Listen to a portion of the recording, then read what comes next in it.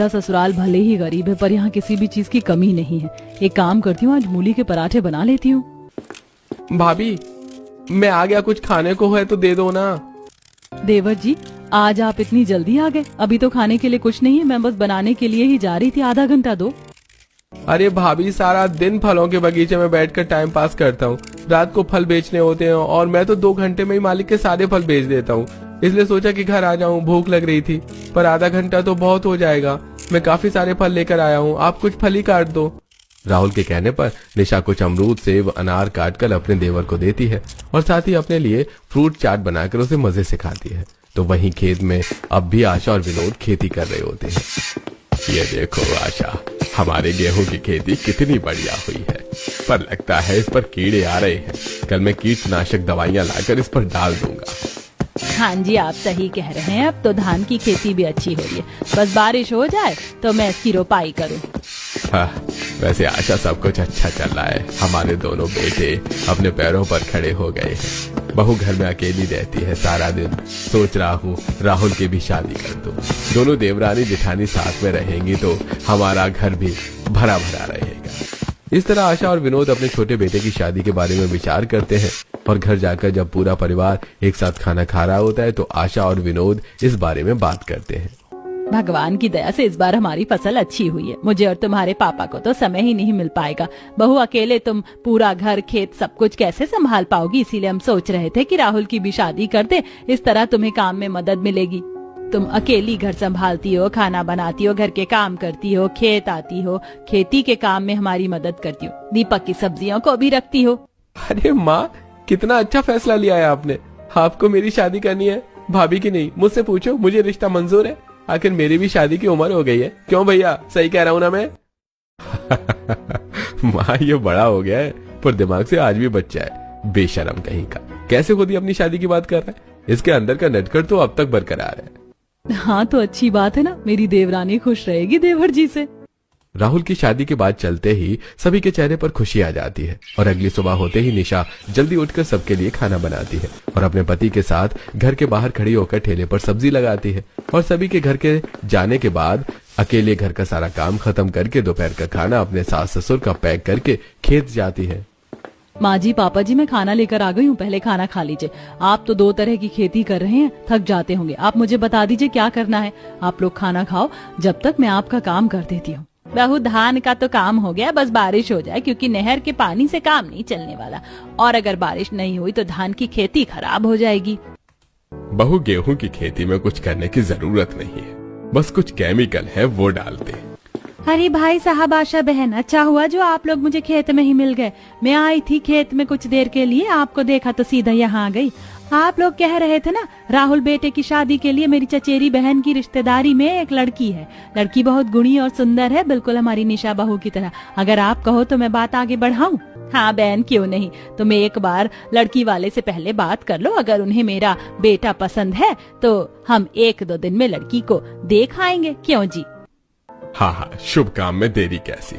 इस तरह अपने छोटे बेटे की रिश्ते की भी बात छेड़ देते हैं। देखते ही देखते कुछ हफ्ते बीत जाते हैं और बहुत जल्द राहुल की शादी पूजा नाम की लड़की से हो जाती है।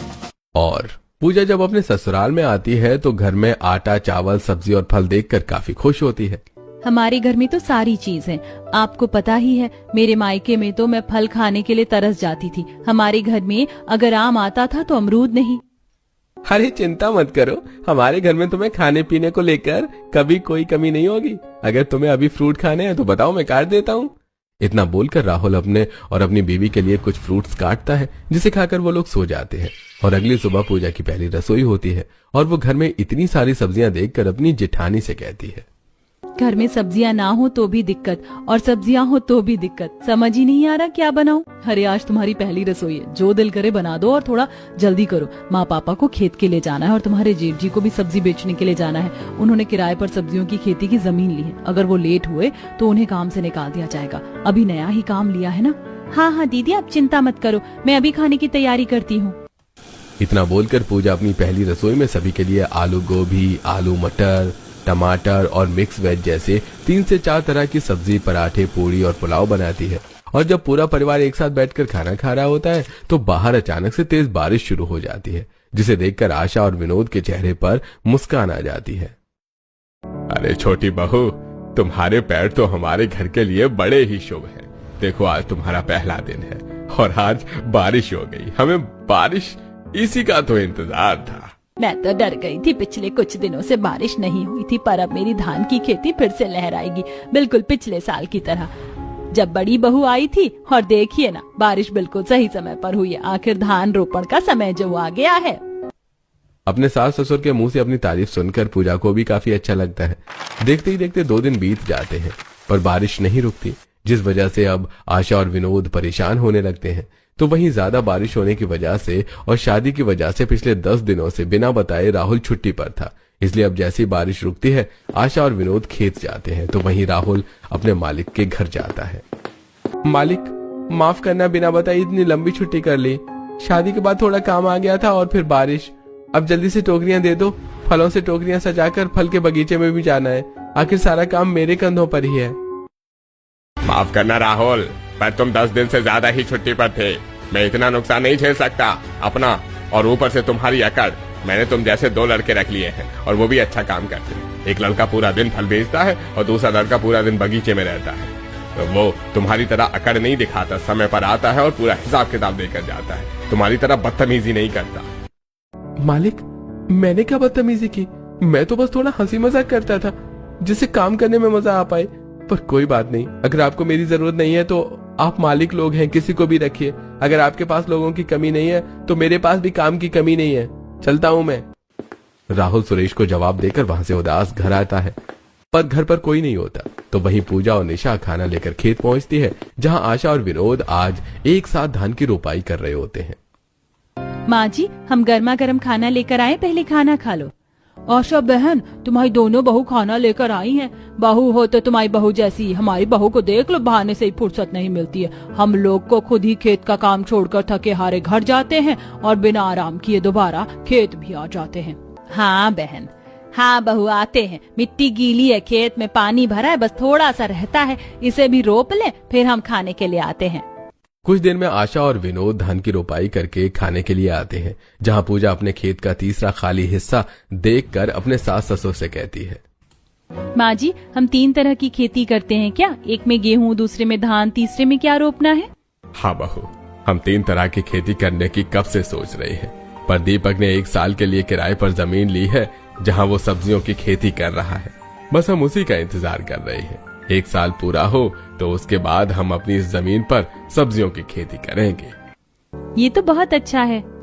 इस तरह बातें करते हुए आशा और विनोद खाना खाते हैं। कुछ ही देर में पूजा और निशा खाने का बर्तन लेकर घर जाती हैं, जहां राहुल को देखकर दोनों परेशान हो जाते हैं। देवर जी, आप इस वक्त घर में सब ठीक तो है? अब राहुल परेशानी सारी बात अपनी भाभी और बीवी को बताता है, जिसे सुनने के बाद वो लोग भी परेशान हो जाते हैं। और शाम को सब्जियां बेचकर बचे हुए कुछ सब्जियां लेकर दीपक घर आता है। तो वहीं विनोद और आशा भी घर आते हैं और राहुल को दुखी देखकर उसे उसकी परेशानी की वजह पूछते हैं। और जब सभी घर वालों को यह पता चलता है कि राहुल की नौकरी चली गई है, तो अब पूरा परिवार उसे दिलासा देता है। कोई बात नहीं बेटा, नौकरी चली गई तो पैसे भी हमने अपनी जमीन की 3 हिस्से कर रखे हैं खेती करने के लिए। 2 पर हम धान और गेहूं कर रहे हैं, 1 पर तू सब्जियों की खेती कर लेना। अगर सब्जियों की नहीं करनी तो फल की कर देना। दीपक तो काम कर ही रहा है।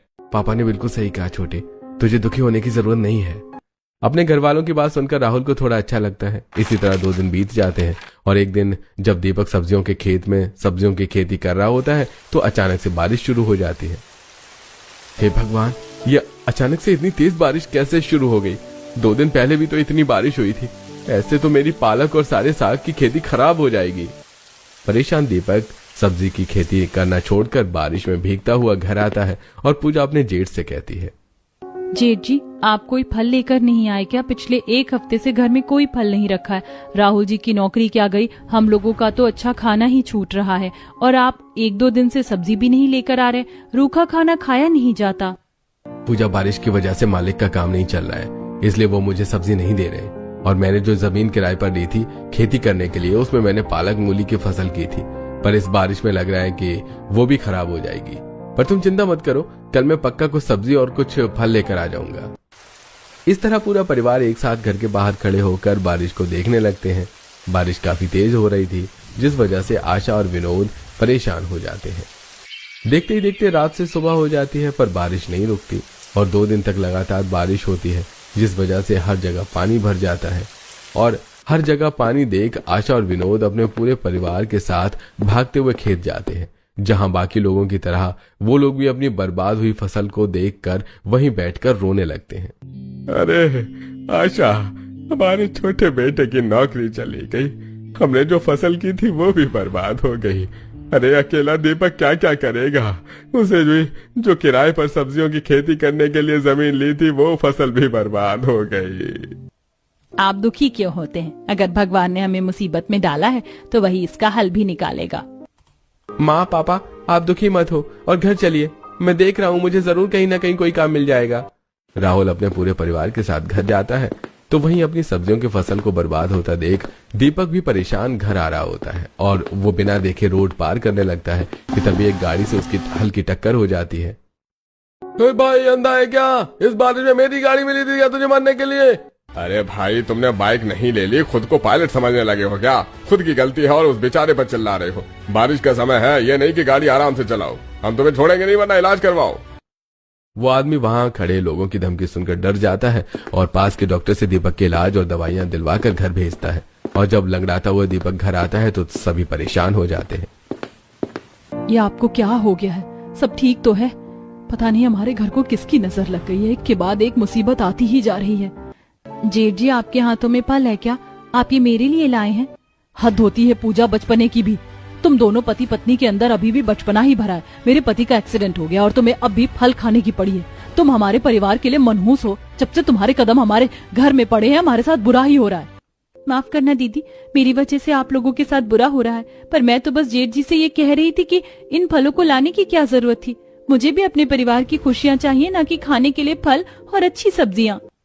पूजा, तुम्हारी जेठानी की तरफ से मैं तुमसे माफी मांगता हूँ। निशा, एक बार किसी की बात पूरी सुन लिया तो करो। माना कि तुम परेशान हो, पर इसका मतलब ये नहीं है कि तुम बेचारी से इस तरह से बात करो।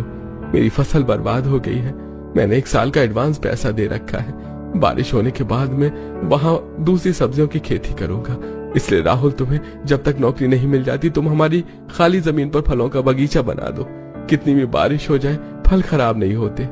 इतना बोलकर दीपक आराम करने के लिए अपने कमरे में चला जाता है, जिसके बाद निशा को अपनी गलती का एहसास होता है और अगले दिन बारिश रुक जाती है और निशा अपनी देवरानी से माफी मांगती है। पूजा, मुझे माफ करना, कल रात को मैंने तुमसे कुछ ज्यादा ही बदतमीजी से बात की थी। दरअसल मैं बस थोड़ा सा घबरा गई थी। कोई बात नहीं दीदी, मैं आपकी हालत समझ सकती हूँ, पर अच्छी बात यह है कि अब बारिश रुक गई है। अब इस बारिश के रुकने का भी क्या फायदा? बहू, हमारी सारी फसल तो बर्बाद हो गई है। पापा जी, जरूरी तो नहीं कि हर साल धान और गेहूं की ही खेती करें। हम सरसों की भी तो खेती कर सकते हैं, हम मक्के की भी खेती कर सकते हैं। वैसे भी अब सरसों और मक्के का समय आ गया है। इस साल हम इसी की खेती करेंगे और उन्हें बेचकर घर में आटा चावल लाएंगे।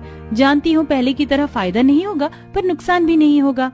बहू ने अच्छा आइडिया दिया। देखा ना आपने कैसे गाँव के लोग 6 महीने धान 6 महीने गेहूं की खेती करते हैं और कुछ लोग सरसों की। जब हर कोई मौसम के अनुसार अलग अलग तरह की खेती कर रहा है तो क्यों ना अब हम भी कुछ अलग तरह की खेती करें और हर बार अपने छोटे से खेत में मौसम के अनुसार खेती करें। पूजा का आइडिया घर वालों को काफी पसंद आता है। देखते ही देखते 1 हफ्ता बीत जाता है और जब खेत का पानी कम होता है तो दीपक अपने किसी दोस्त से कुछ पैसे उधार लेकर एक ट्रक मिट्टी अपने खेत में गिरवा देता है। ये लो पापा, अब फिर से हमारी जमीन पहले की तरह हो गई। आप खेत के 2 हिस्सों में आप और माँ खेती करो, भैया सब्जियों की खेती, और हर बार की तरह इस बार भी हम 3 तरह की खेती करेंगे। और बचे हुए जमीन पर मैंने कुछ फलों के पेड़ लगा दिए हैं। बहुत जल्द हमारा फलों का भी बगीचा हो जाएगा। फिर मुझे किसी जमींदार या साहूकार के पास काम करने की जरूरत नहीं पड़ेगी। पापा जी, सरसों की खेती मुझे आती है करनी। इस बार सरसों और मक्के की खेती में मैं और दीदी भी आपकी मदद करवाएंगे, प्लीज मना मत करना। हाँ बहू, क्यों नहीं।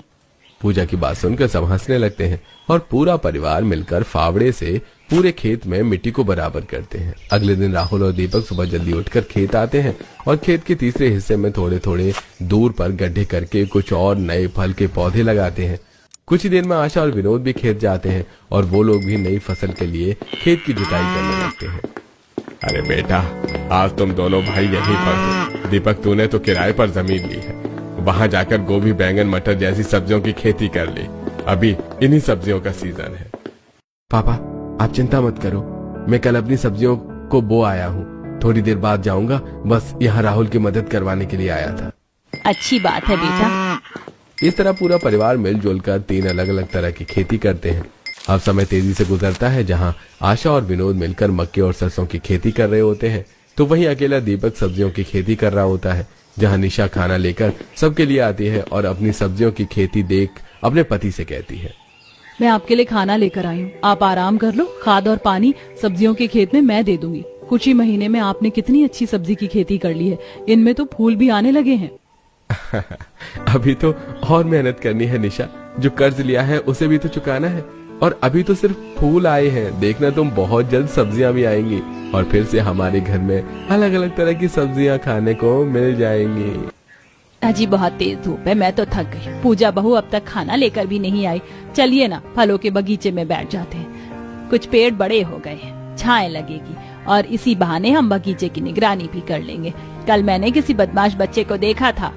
हाँ आशा, चलो पेड़ की छाया में बैठेंगे, बहू भी बस खाना लेकर आती होगी। आशा और विनोद कुछ देर आराम करने के लिए फल के बगीचे में चले जाते हैं और पेड़ के नीचे बैठ जाते हैं, जहाँ ठंडी ठंडी हवा चल रही थी। बगीचे में तितलियां मंडरा रही थी और कोयले कुहुक रही होते हैं। तभी पूजा उनके लिए खाना लेकर आती है।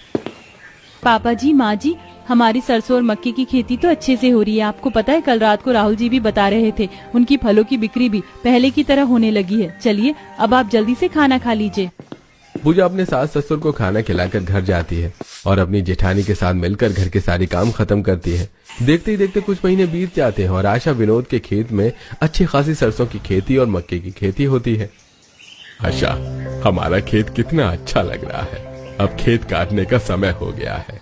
माँ जी, पापा जी, मैं आ गई हूँ। आप दोनों अकेले कैसे फसल की कटाई कर पाएंगे, इसीलिए मैं भी आपकी मदद करूंगी। पूजा और निशा भी मिलकर अपने सास ससुर के साथ फल की कटाई करती हैं।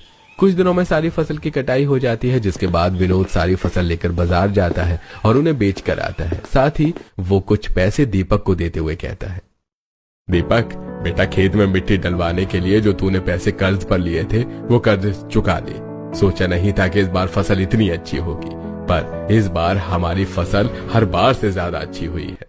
अरे पापा, इस बार सिर्फ फसल अच्छी नहीं हुई है, बल्कि सब्जियों की खेती भी बहुत अच्छी हुई है, और मैं इतने फल तो मालिक के भी नहीं बेचे जितने आपने बेच लिए।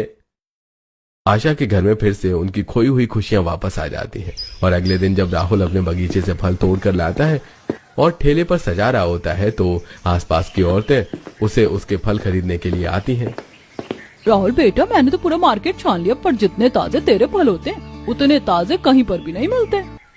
मिलेगा भी कैसे आंटी, बाजार में बिक रही सब्जियां और फल केमिकल और इंजेक्शन से बने होते हैं, जबकि हम लोग सीजन के हिसाब से बिल्कुल ताजा और अपने पेड़ के तोड़े हुए सब्जी और फल बेचते हैं। इस तरह अब न सिर्फ बाजार में बल्कि आसपास के लोग भी दीपक और राहुल से उनके फल और सब्जी लेते हैं। तो वहीं अब आशा और विनोद भी हर बार बदल बदल कर फसल करते हैं और इस तरह कुछ ही महीनों में उनकी सारी परेशानियां खत्म हो जाती हैं और उनके घर में फिर से खुशियां आ जाती हैं।